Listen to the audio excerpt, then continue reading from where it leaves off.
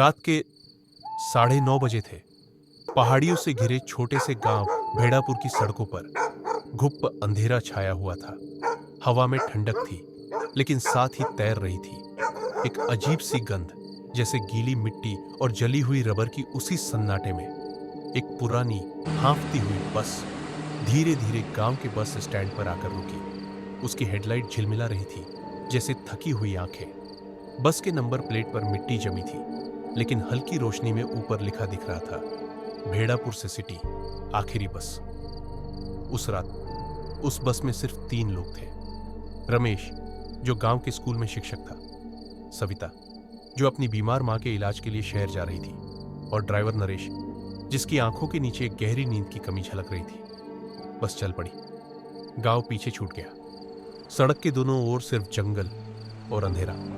Headlight की रोशनी में कभी धूल उड़ती दिखती, कभी किसी पेड़ की टेढ़ी परछाई इंसान जैसी लगती। रमेश खिड़की से बाहर देख रहा था, और तभी उसने देखा सड़क के किनारे एक आदमी खड़ा है। वही कपड़े, वही झुकी हुई चाल। बस आगे बढ़ी। कुछ मीटर बाद फिर वही आदमी। अब रमेश को यकीन नहीं हो रहा था, ये वही है, या हर जगह कोई एक ही साया उसका पीछा कर रहा है। सविता ने मोबाइल देखा, नो नेटवर्क। बस के अंदर अचानक एक अजीब सी सीलन और सड़ांध भर गई। नरेश ने शीशा नीचे किया, पर हवा और भारी लगने लगी, मानो सांस लेना मुश्किल हो गया हो।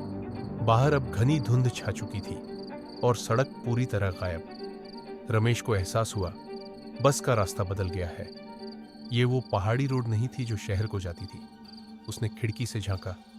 नीचे खाई में धुंध के बीच कुछ चमक रहा था। उसने आंखें सिकोड़ कर देखा। नीचे कई जली हुई बसें खड़ी थी। सबकी नंबर प्लेट पर वही लिखा था, भेड़ापुर से सिटी। अचानक बस ने जोर से ब्रेक मारा। चीखती हुई रुक गई बीच जंगल में। इंजन बंद, चारों तरफ सन्नाटा। रमेश ने मुड़कर देखा, सविता गायब थी। सिर्फ उसकी स्कार्फ सीट पर पड़ी थी। ड्राइवर नरेश स्टीयरिंग पर झुका हुआ था, जैसे सो गया हो। रमेश ने डरते डरते उसका कंधा छुआ। शरीर बर्फ की तरह ठंडा था। उसकी आंखें खुली थीं और होठों पर सूखे खून के निशान। रमेश बस से बाहर भागा, धुंध के बीच रास्ता ढूंढने लगा। तभी सामने वही आदमी खड़ा था जिसे वो रास्ते पर बार बार देख रहा था। चेहरा धुंध में छिपा था, पर उसकी आवाज गूंजी, अब तू भी नहीं लौटेगा। अगली सुबह गांव वालों ने बस स्टैंड पर एक अजीब नजारा देखा। वही पुरानी बस फिर से खड़ी थी। दरवाजा थोड़ा खुला था और अंदर सिर्फ 3 सीटों पर नाम लिखे थे, रमेश, सविता, नरेश।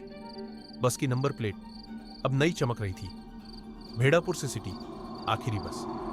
क्या तुमने कभी देर रात किसी सुनसान बस को देखा है, जो सवारियां तो ले जाती है पर लौट कर कभी नहीं आती?